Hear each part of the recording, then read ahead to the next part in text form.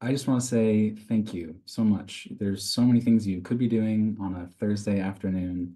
I know some people are joining from in the Pacific time zone. I know some people are on the East Coast. People are international all over the world. It's very late where you are watching this. So I just wanted to say thank you for your precious time and attention and for joining us in this conversation.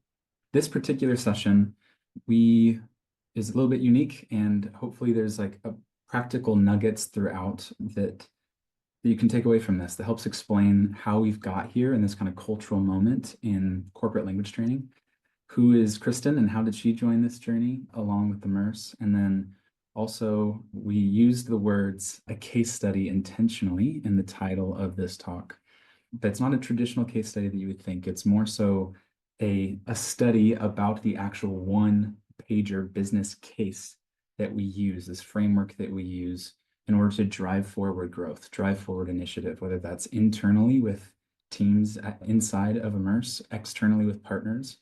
And the reason why I wanted to share this with you is because no matter if you are a school, if you are a business, if you're an individual, wherever you are, whatever industry that you work in, this framework is incredibly simple and powerful to drive forward change. That's something that's been really helpful internally at IMMERSE. And so we wanted to kind of bring you behind the scenes and see the framework firsthand. And then we're going to show you how we've actually used it in our context at IMMERSE to continue to drive forward innovative language training in the workplace. But then also give you a template that you can take with you wherever you are so that you can use it within your own contexts. So to kick us off, I just wanted to first by saying, everyone, this is Kristin Smith. Would you mind introducing yourself? Thanks, Christian. Thanks for the introduction. Yeah, so hi, everyone. My name is Kristin Smith. I know I've met a lot of you before, but for those of you who I have not met, quick background, originally from the United States, living in Mexico, a country that's always been near and dear to my heart, and really just having language learning be something that's been near and dear to me since I was young. And I'm so fortunate to be able to work in an area that I just absolutely love and be able to help other individuals gain their voice in another language and help push them forward in their careers by speaking a second language. So just really thankful to be at a company like IMMERSE. So a little bit about my corporate background. I've been in the EdTech industry for about 10 years now. For the majority of that time, I worked for one of the giants in the language learning space and was there for quite a long time and really just gained incredible experience in the B2B SaaS world.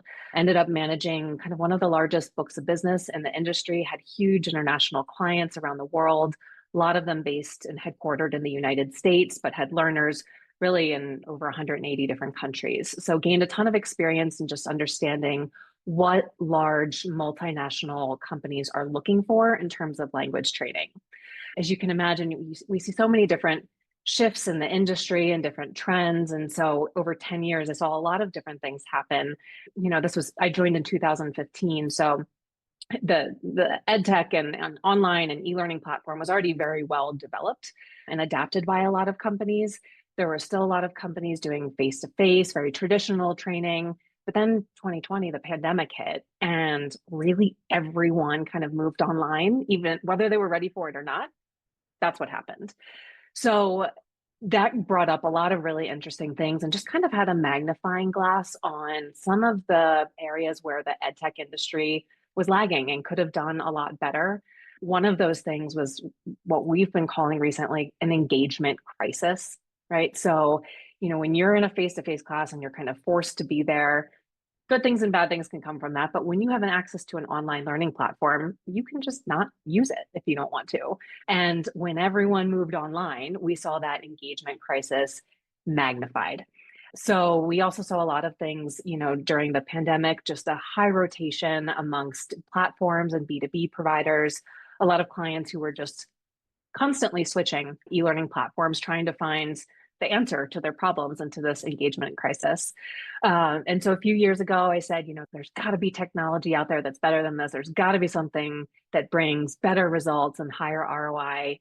And that's when I found IMMERSE, and just hearing the statistics, which I've then seen to be proven true, really proven by research-backed studies. And you can even, you can see our reviews on the Horizon App Store. It's the engagement's real. And I said, that's where I want to be. and I've been at IMMERSE for a little over 6 or 7 months now, and bringing that message to multinational corporations around the world. And the way the companies we're talking to receive the message from IMMERSE is just, it gives me goosebumps every time I get to present our platform to clients, because they're seeing something that's really going to make an impact on their organization. I think probably my favorite quote is hearing from a client in Colombia who said, "You have a platform that I could have only dreamt existed." And that kind of just solidified me the choice I made to come to IMMERSE. I'm really happy to be here and working with Kristin on building out our corporate strategy and bringing the solution to multinational corporations around the globe. Awesome. And I see a couple are attending the webinar. So if you know who you are, just want to say hello and thank you again for being here. As Kristin mentioned, she experienced a shift from brick and mortar in person, the shift to online. And even though that was kind of the latest and greatest at the time, that we're now like, things are happening, as all of you know, things are shifting so quickly. Technology is shifting rapidly. And it feels like we live and breathe this stuff every single day. And it feels difficult at times to be able to stay on the cutting edge. And I'm sure wherever you are within your organizations, who might not be able to work within like a small agile startup, that you might be on a team that feels like that within your organization. Being able to stay on the cutting edge is challenging. And how you solve this engagement crisis is, there's been different ways of tackling that. But what we wanted to be able to share with you today is like the framework that we have used to attack that problem and to be able to really solve the engagement crisis, and how we talk about it, how we make that decision now in 2025 moving forward. And again, if you are a business or a school, this is hopefully a really helpful practical tool that you can use, whether you want to use it to create alignment in partnership with IMMERSE in order to bring forward immersive language learning into your programs. But then also, if it's outside of IMMERSE, I mean, we're talking about XR and education and training generally throughout this IMMERSEcon conference. And so if it's an internal team decision that, you know, an initiative you're trying to push forward, or a partnership with us or someone else, that hopefully this tool will be of use for you. So I'm going to share like the template that we have used and walk through it really quickly. And then I'm going to switch over to a template that's actually filled out, that's kind of under the hood, literally the document that Kristin and I are working in as we are working to partner with businesses and schools around the world. And so let's jump in. Hopefully y'all can see my screen. Quick yay, nay. Kristin, can you see? Yes, we can. Yes. Okay, fantastic. So quick context as we dive in here. So one, I just want to acknowledge something important. That if you are here, if you care about innovation, if you care about working on the cutting edge and being able to serve people in innovative ways in order to unlock new learner outcomes, organizational outcomes, I just want to acknowledge that also all of us are human beings with a million things going on in our lives. And before you even jumped on this call, I don't know if you have children or where you work or what's going on, but we're spinning plates all the time, both in our professional and personal life. And so it's very real. So being able to come together with people within your organization to make something happen is already challenging enough, because we're all human and we got stuff going on. So I just wanted to communicate the realness that we're all humans. There's kind of the busyness and everything that's going on that could be a barrier to moving forward and unlocking growth. Also, when we talk about new ideas, again, whether an organization were to use IMMERSE or a different platform or any solution, when people brainstorm or you come together, jump on a Zoom call and talk about ideas, oftentimes, if you don't put elusive ideas onto paper and really take complex ideas and make them simple, it's harder than it looks. But if you do it, it helps remove any of the assumptions really that people might have about what works, what doesn't work, what's feasible, what we can do. And everyone might have varying degrees of assumptions of what might work or not work, or what you could pull off by X date or what you can't pull off by X date. So assumptions and elusive ideas, we want to be able to like remove those and being able to make complex things simple on paper. Also, something that I experience, whether I'm working on a marketing campaign or we're working with a new piece of content that we're creating, or education partnership that we're doing, or the work that we even do with Meta, is I'm sure you can imagine that when you're trying to push forward a new initiative, decisions, you might think the decision's made and you're on the same page, but then when you're not in the room, conversation continues and there's different contexts and different assumptions and different people in the room. And so that like idea that you think might be on the same page actually can, again, become kind of quite elusive and change over time. And it's hard to really nail down, and it makes things inefficient over time, and it can be struggle to get all on the same page. The other one is oftentimes, at least for me, I don't know for all of you, but when you're trying to push forward a new initiative, or we're trying to be productive, we're trying to make things happen in the world or inside of our organization, I want to move quickly. That might just be me, but it can be difficult, but it's very, very powerful when you actually can move slow. We say this a lot at Immerse, to be able to move slow, to move fast, to be able to pause and take in all the context, all the assumptions, all the different contexts of the people at the table, and come together and be able to distill everything into a single document, and then be able from there to be able to move quickly, make decisions quickly, be able to act quickly, be able to problem solve quickly because there was consensus on a written piece of paper. So I know this might sound overly simple, but it's very powerful. And with all of those things and variables at play, this brings clarity and gives you authority and helps drive action amongst different decision makers within your organization to go make something happen out in the world. So this is now the template. I'm really going to go through it quickly. I'm going to jump to an example that we use from IMMERSE.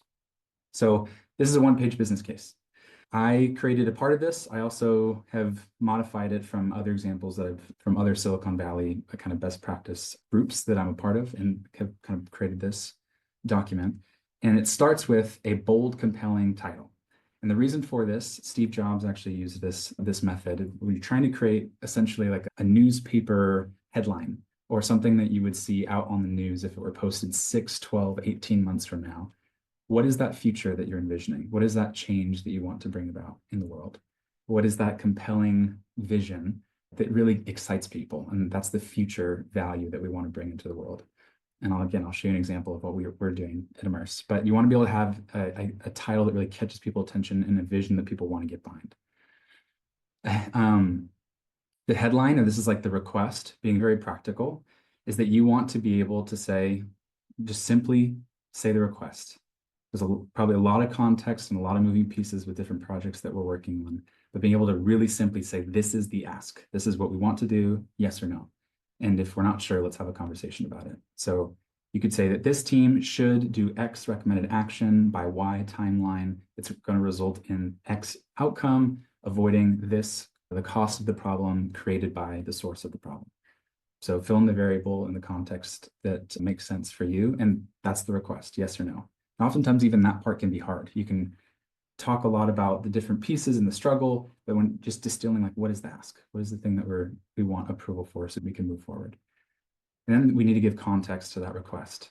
And again, this might seem very simple, but it's really hard to distill this down to a key problem statement. And whether this is like an inefficiency in your organization, or learners are not engaging, or you're only having partial participation, or you're feeling behind in innovation, or you can't keep employees or the people on the leadership on your team, you're having struggles keeping them, whatever the problem is, we want to be able to clearly articulate what that problem is. There's a couple examples here that you can pull from that I'm sure you're reading as I'm talking. Once you're able to pinpoint the problem really specifically, we then want to be able to communicate to the other people that are part of that decision on the recommended approach moving forward. It shows that you have respected their time by doing the research and saying, here is a solution I think can solve the problem. Let's have a conversation about that. So given the requirements of the solution, we believe the right approach is X. Based on our research, we found that this provider or solution or tool or person or whatever drives this positive outcome by using these like differentiators. And while we could use these alternatives, we believe this is the best path moving forward. This is just a template. You could customize that to your liking. This is the last two parts that are super important. So we have a request, we pinpointed a problem, we have a recommended suggestion for a next step. But now if we do not tie the thing we're asking for to a organizational priority, again, whether it's within a business unit at your company or within your school, that if you cannot tie it to key initiatives or objectives, then it's likely to fail, or it'll stall, it'll get pushed to next year. Things won't have the momentum that you hope for. So if we can tie a KPI and being able to clearly articulate that the current status quo of X KPI is this, and if we were to instill this new solution, the anticipation is that it can change it to this by this date. And then what's really helpful is as you line this out, you learn that maybe certain people who are making this decision with you don't care about that KPI, or maybe they really care about a certain KPI. And again, it helps really distill like what matters. And then at the end, I think it's easy when we are scoping out new solutions or new things that we could use. It's so easy, we could just snap our fingers and the world has changed. But the reality is that it's going to cost someone something to be able to initiate change, whether it's someone in IT or a curriculum person or a business leader, whoever it is, there's going to be some cost, some time spent in order to use this new thing. And so we need to be able to clearly articulate what that is. And that builds trust, that we're not just saying, we're not being naive to the fact that it does require some time and investment to make this happen. If we can clearly communicate that, again, decisions can be made moving forward. I will share this template. I'll paste it in the chat at the end. And again, whatever your use case, whatever your context, I hope that this is a document that is helpful for each of you. And now I'm actually going to hop over really quick to a real world example that Kristin and I have been talking through. Again, quick check. Can you guys see my screen? Yes, we can. Okay, awesome. So headline, Acme Corp. I made that name up, of course. Acme Corp saves $1.2 million while helping 500 global employees achieve fluency in 12 months with immersive language training. If that's true, we believe the hypothesis that we are asserting is that is a very exciting future for an organization. In this hypothetical, this is a one-page business case that we are creating with a multinational company. That's a future that we want to instill, and we are really excited by. But it's also not something that we are just putting on maybe an international company we're trying to work with. The goal of this document is to co-create it together. What is the vision that you internally want to see happen and you know people would care about? And so create your headline. So this is the one that we have. The request is that the global HR should buy 500 IMMERSE licenses for the North America region before the current provider contract expires by September 1st. This will ensure global employees reach their proficiency goals by the end of 2026, while avoiding hundreds of thousands of dollars of wasted dollars because of the engagement crisis that Kristin talked about with our current e-learning provider.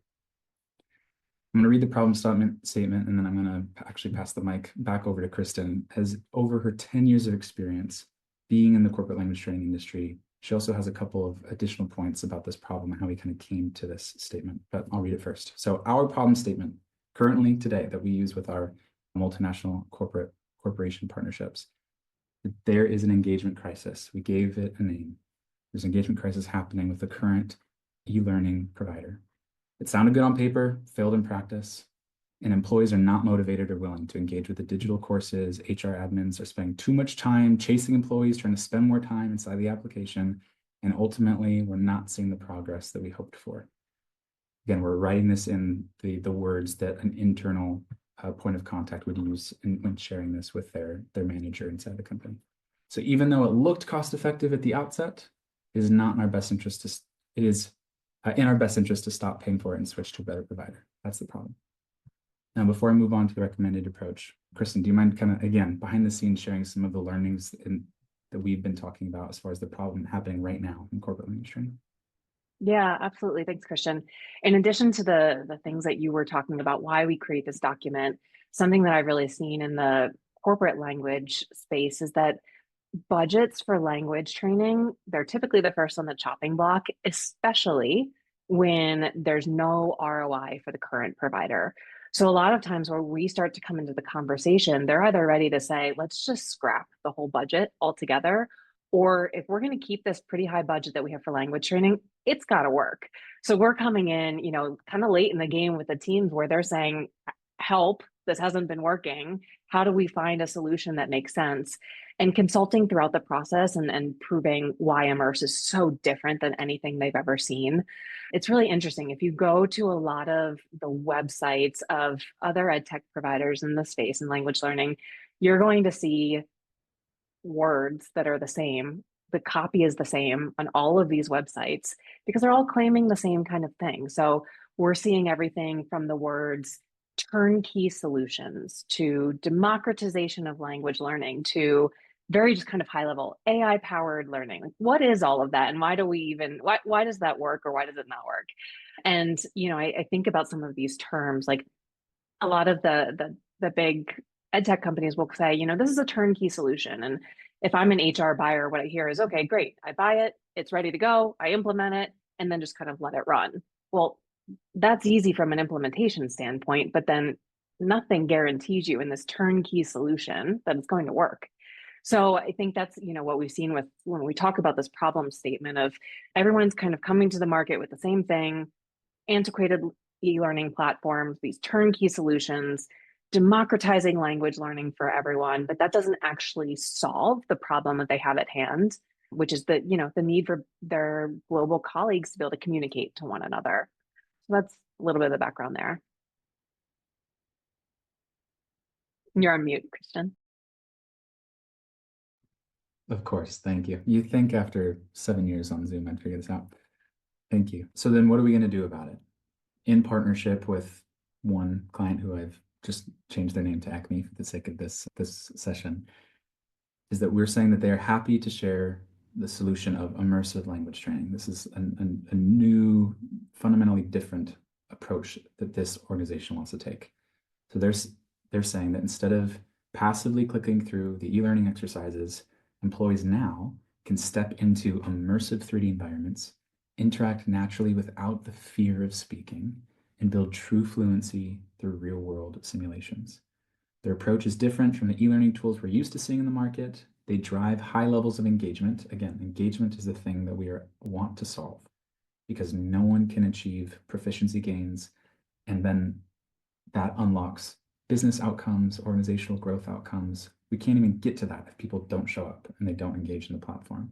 So we are focused on that and are driving high levels of engagement through these 3 key pillars.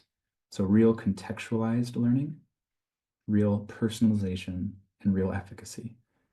These things are agnostic to Immerse, but we just know, and IMMERSEcon and all of the research and people who are on this call, again, know that contextualized learning, embodied learning is a good thing and unlocks more effective learning. Personalization is a good thing. We are in an age where personalization is talked about all the time, but again, it sounds good on paper, but how do we actually unlock personalization? How do we do that? Kristin will speak to that in just a moment. And again, how do we actually know that it's truly effective? How do we know this is just thrown together and AI slapped onto it? How do we truly know that it's effective, we can trust it, and it's just going to work? It's going to produce results. And in the corporate language training space, with the engagement crisis happening right now, people are just rotating from e-learning tool to e-learning tool, hoping that the next one will change, and it's not. We're just seeing a ton of frustration. So that's really a value prop that we're trying to solve. So for the contextualized learning part, if you have not registered, right after the session, we're actually going to have a demo led by Christina Cabbage on our team. And so you can see the contextualized learning firsthand in that demo. So I encourage you to stick around after to go to that. But giving a little bit of a sneak peek, Immerse is a virtual world where you can show up as a customized avatar. So it looks like you, 3D representation of you inside of this virtual world, inside of industry-specific 3D scenes, from the airport to the bank to the restaurant to 40 plus other locations where learning happens inside of context to ensure that it's relevant. It's contextualized.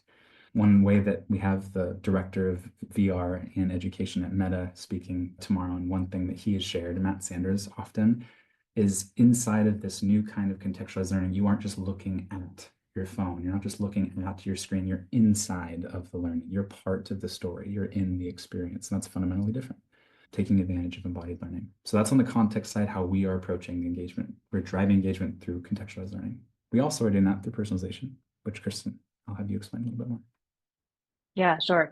So everyone claims personalization, right? Literally everyone will claim personalization, but what does that actually mean? And why did we put the word real in front of it? So having this decade of experience and seeing so many of the platforms that are out there, what typically happens is you onboard, you log in, you answer a few questions, and then you're presented with your learning path. It's more often than not aligned with the common European framework. You kind of go through the motions, you're dragging and dropping, you're doing flashcards. And with the questions you've answered at the beginning, the platform knows probably if you're using it because you're on the finance team or if you're in manufacturing, whatever it may be. So, what will happen is that when you go to your home screen, there are a few activities here and there that will pop up that have to do with that industry. But they're static activities that were typically created 5 to 10 years ago. And they may or not be relevant to you, but it allows the company to claim personalization. So, what we have done is actually taken that a step further. And by a step further, what I really want to say is like light years further than what's actually out there. And when we talk about real personalization, it's on a few different levels. So, really focusing on the industry you're in, what's the company that you're in, and then what's the job role that you have. And using artificial intelligence, we're able to continue to gather all of these data points about you, thousands and thousands of data points based on, if I'm just picking a company, if I work at Procter and Gamble, I'm on the international finance team, the system knows all that about me. It knows what I'm most looking to study.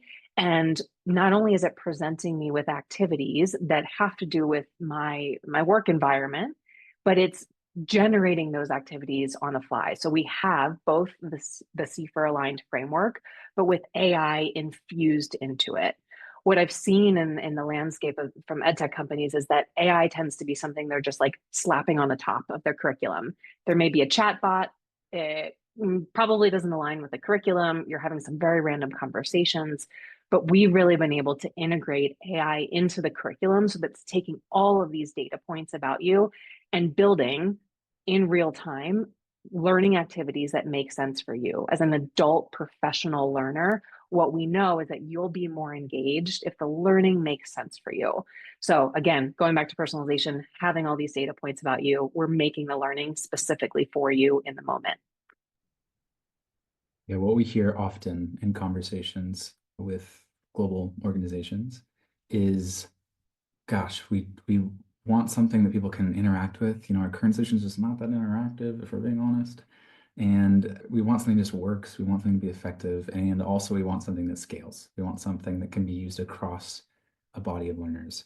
And with technology in year 2000, year 2010, even year 2020, that like having your cake and eat it too and have all three of those things just really wasn't possible. Or maybe it was promised, but then again, in practice, it failed. It just did not work. And so it's really exciting to be working in 2025 in this moment when we have both the pedagogy and curriculum backed by our education and research team that is the foundation of everything that we do, and that it's backed by third-party research, because we don't want to be another company that just only runs research that we pay people to do that say that we look good in front of people. We want like true third-party independent studies on this thing, which we have done.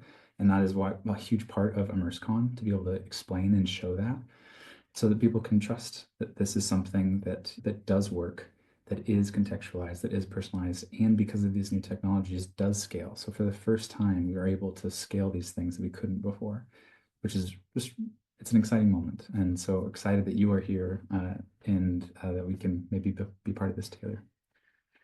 I'm going to quickly go over here like the payoff that matters in required investment. This is the part where it might not be $1.2 million for your organization, but I just want to explain, like, I didn't just pull that out of my booty. That was a number that was real based off of this key metric section. So I just want to quickly go over it. That for us, that we're saying that the status quo of e-learning is that people have 3, maybe, hours per month that they engage with. Maybe there's a few active learners that are in for a few more hours, but on average, 3, if that people are participating every single month is the current level of engagement. Hence, engagement crisis. People are not using it. They're not excited about it and unwilling to jump in. They just have other busy work to do. But at IMMERSE, we're seeing 12, and that's kind of a modest number. We're seeing as high as even 15 or more hours spent every single month inside of the platform with the self-paced AI learning that Kristin talked about and that will be demoed, as well as the live classes, the peer-to-peer meetups, and everything that you can do inside of our virtual world. So 12 hours versus 3 hours. also accelerates, because people are spending more time invested in their training, accelerates the ability for them to reach their proficiency goal. And if you're paying, if a company is saying, okay, I'm going to pay for John to be able to get fluent with e-learning, it has, we've heard, it's taken it's not 1, 2, 3, 4+ years. And like, we're just going to keep offering it as a benefit and hopefully they'll get fluent one day. And they don't. And we've heard this so many times, but it's like, but at least we offered the benefit to people, but they didn't actually reach the proficiency goal. So if we're saying people want to be inside of this platform, they want to engage, and they actually do reach the goal in a shorter amount of time, there's a huge cost savings. Even if the annual cost is a little bit cheaper, a lot of these e-learning platforms assume that most people won't use it. Hence why they can come in cheap and they'll just kind of keep hoping you'll pay for it year after year. It's a systematic problem. So that's engagement. Second is hours of admin program management. Kristin and I have had so many conversations with people who, sweet, wonderful HR admins, program admins, who are just like, I am herding cats trying to get people to take this darn class or to be able to complete the course, and they spend half of a day, a week, half of their time every single month. Sometimes it's people's full-time jobs, just trying to like coordinate and get people to complete the thing that they bought. And that's a problem. And so right now it's upwards of 15 hours per month. Sometimes it's a lot more. Again, sometimes it's 40 hours a month for certain people. But we, with our platform, with the activation specialists that we have on our team, how we onboard people, we are saying that we help people, the admins, spend an hour, if that, a month inside of the platform, which saves 14 hours of administrative time, which is a huge like burden that we are trying to say, let us take that burden for you because our technology and our team can carry it better than you can. We can make this more efficient for you. And so if you just take an hourly rate, some people are paid 20 bucks an hour, some people are paid 75 bucks an hour, depends on the country, depends on the organization. But that 14 hours every single month times 12 months is a very real financial cost that is being wasted by hurting people, hurting cats and people to try to complete the program. And the last one is a newer one that we've been talking about, but the cost to deliver one-on-one classes, the dream, and you've heard from Khan Academy or other EdTech companies, but the dream is to be able to have a one-on-one tutor. And so a lot of people are saying the chatbots that you get with ChatGPT or whatever LLM that you might be using is like a one-on-one tutor that you could use. However, it doesn't provide context and the personalization aligned to a C4-backed curriculum like we do. But it costs oftentimes to pay a teacher for like a one-on-one session, 50 bucks a class. And so if you're doing 2 classes a month, that could be $100, if not more. But at Immerse, you have unlimited 24/7 access to our AI tutors that you can continue to practice, get your reps in and practice for an affordable monthly cost. And that has savings. So if you take all 3 of these key metrics that are real, they're not made up, they're real in conversation with clients, that we can say, this savings will happen by X date. This future vision can happen. Like that is the means in which this future reality will come to fruition. And it's really exciting. And the reason I want to pause for a second, because oftentimes when there's new initiatives, or even when we're talking to people who want to start, even how I talked with partners even 3 years ago, it was more just like, let's try to make something happen out of the general excitement. So like, wouldn't it be great if we use this tool, or let's invest in VR, let's get into AI technology, or it'd be cool one day to jump in and use some of this technology, or yeah, like a current thing doesn't work that great, but maybe one day we can make things better. And it's kind of an elusive idea that we want to pursue growth. We want to tap into new opportunities for cost savings or time savings or unlock learning gains or whatever. But if you do not put it concisely and take the time to work with your team to put it in a document, it will take so much longer to actually bring forth into the world or inside of your organization, if it ever happens at all. So it's so important to bring this down on a one-page business case. And so I hope that this template, at least as a part of it, that is helpful for you in your decision-making progress. Because if you're here at IMMERSEcon, my assumption is that you're someone who wants to be about bringing change into your organization, into the world. And so I hope that this is a document, a vehicle in which they can help you communicate to the change that you're trying to bring forth. So I'm going to stop sharing my screen. I'm going to pull this link. I'm going to post it inside of the chat. And I actually just wanted to open up opportunity for Q&A again in 20 minutes-ish. Might be wrong there, Trisha. But the next session is the demo, so I encourage you to register for that. But if you have questions about like how has the industry shifted, or if you have a problem statement or a question about the format of the document or anything that we talked about, I just wanted to create space to kind of noodle on it and wrestle with it together. So feel free to drop any questions inside of Ping. I'm gonna go grab them. Perfect. And Kristin, just as the questions are coming in, just thinking about like three things you just shared, the KPIs, the program admin's time, and then the one-on-one classes. For me, I just keep going back to like this overarching theme of what if the platform were good, what if it was good enough to just do those things for you, right? What if the platform was interesting enough to make sure the engagement was always there? What if the platform was good enough that because the engagement's there, the program admins don't have to invest additional time? What if the platform was good enough where you didn't have to pay for one-on-one hours because you have a live AI coach who's giving you real-time feedback? That to me is the overarching theme, because that's what Immerse does, right? Like it is a platform that is good enough, engaging enough, and just different enough from what we've known for the past 20 years in the EdTech space that it's solving those problems for our clients, which is kind of like that excitement factor that we talked about, just something so incredibly different. Of course, Trisha, appreciate your question. She said, can y'all share about some of the businesses Immerse has worked with for language training and how it's impacted their employees? And how can companies measure the ROI of their language training? Let's pass that one to you, Kristin, and we'll jump on to. Sure. So one of the companies that we're working with currently is Bosch. A lot of you are familiar with them with, this is where you can tell I speak Spanish most of my day, the electrodomésticos, like your appliances and your kitchen and your tools. You probably know Bosch as a household name. So Bosch was using another EdTech provider for a long time, wasn't seeing the results or the engagement, switched actually to a free government-sponsored program in Costa Rica. For those of you who know anything about Costa Rica, doesn't spend money on an army or military. They invest all of that money into their education programs. So the government gives a lot of free education to companies, their citizens. And the face-to-face methodology just wasn't working for them. And Bosch came to us and said, we have a young population of people who are really hungry to learn, and they are serving Bosch employees globally. It's a shared service center. So like their finance hub is there, their HR hub is there. And because of that, those employees in Costa Rica have to be able to speak English to support the global population. So we implemented Immerse with them several months ago and are seeing the engagement statistics, everything we expected it to be. Learners have come back with comments like, I'm obsessed with this app. I can't wait to take more classes.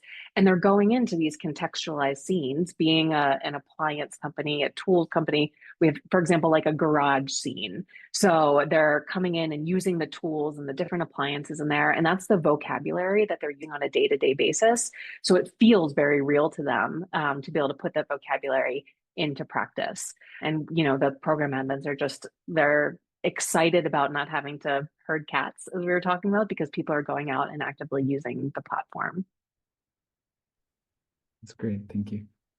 Sure. To speak to Trisha before I jump to David. So how do companies measure the ROI of the training? Again, that goes back to that one-page document. ROI should be a very objective. Like when I make decisions with my CEO, Quinn, when we talk about ROI, we literally have an Excel spreadsheet open. We're talking through what is the cost of this thing and what do we hope to get out of this thing, and here's the return percentage on investment. It's very objective. Oftentimes, I'm not sure about you, would love your feedback, but ROI is often, it's subjective more than it should be. And I think it makes it difficult to really understand the importance and urgency, or the lack thereof, for a decision to move forward on a certain tool or program or initiative that you're moving forward.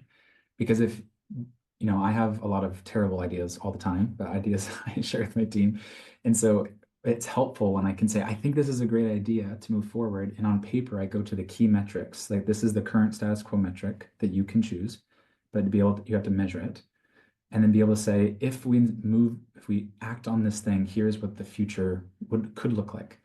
And there's sometimes where I'm like, that's actually not, that's like a blip, or if it's actually caused like a negative impact. And so it keeps me humble that I don't have a ton of great ideas all the time, but it's helpful to be able to really understand like what is truly moving the needle. And if we can come together and have consensus in that document on what the KPIs that matter in the status quo and the future that we're trying to bring forth is the easiest way to be able to calculate true ROI.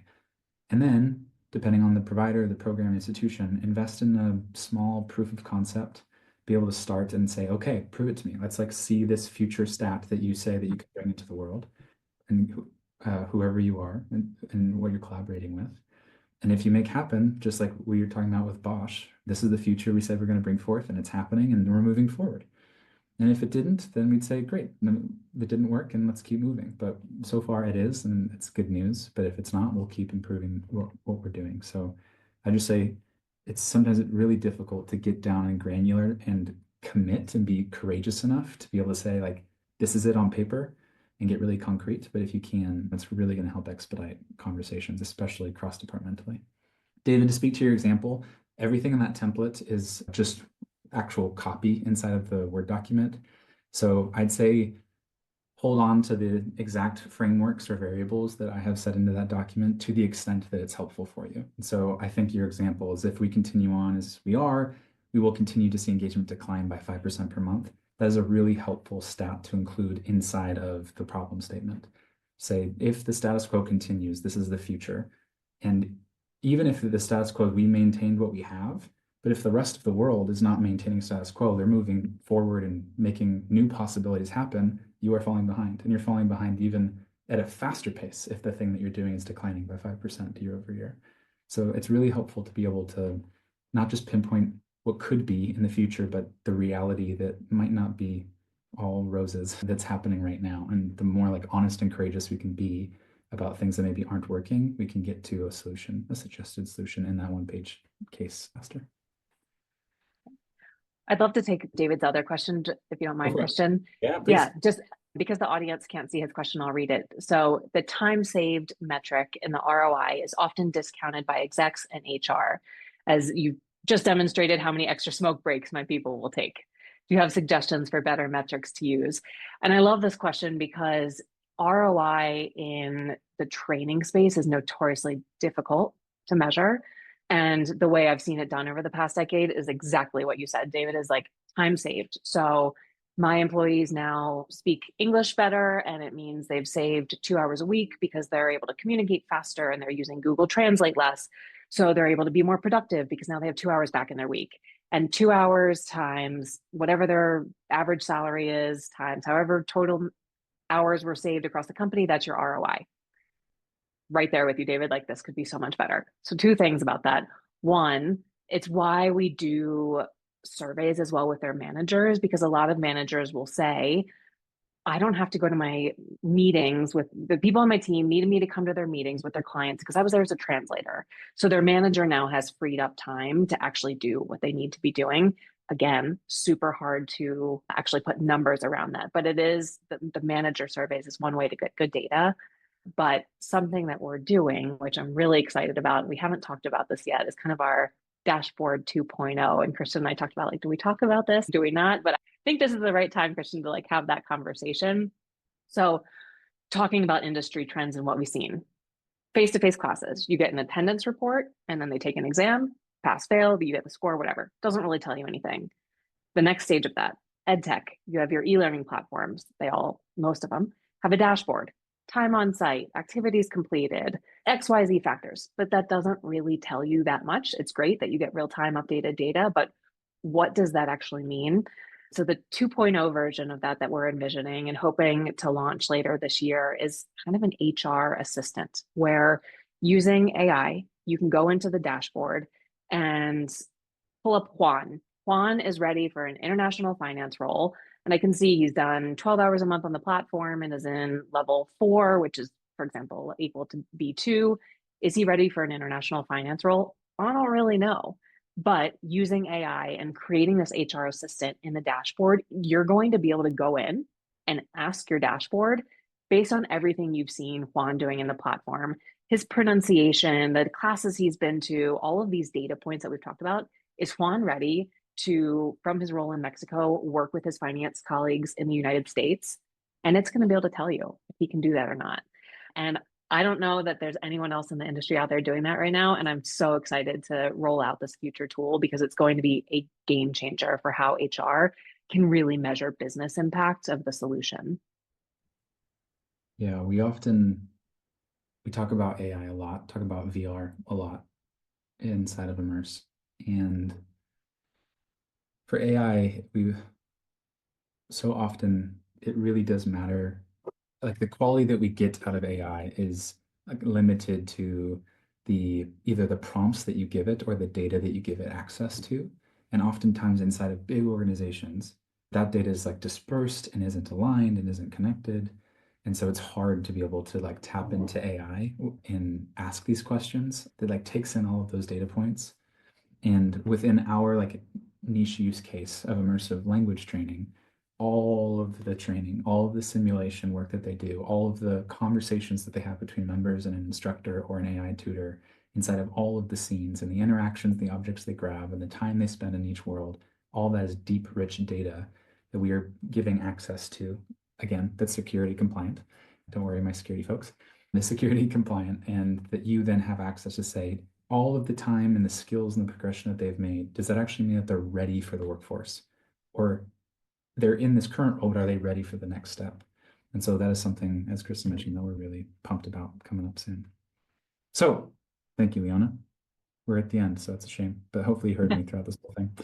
I just want to say again, thank you so much for joining. Kristin, thank you so much for sharing your story on here, and would love, there's a session feedback that popped up on the screen if you'd fill that out. I highly encourage all of you to hop over to the next session for the live demo led by our very own Christina Cabbage. And I hope you all have a wonderful day. Appreciate y'all.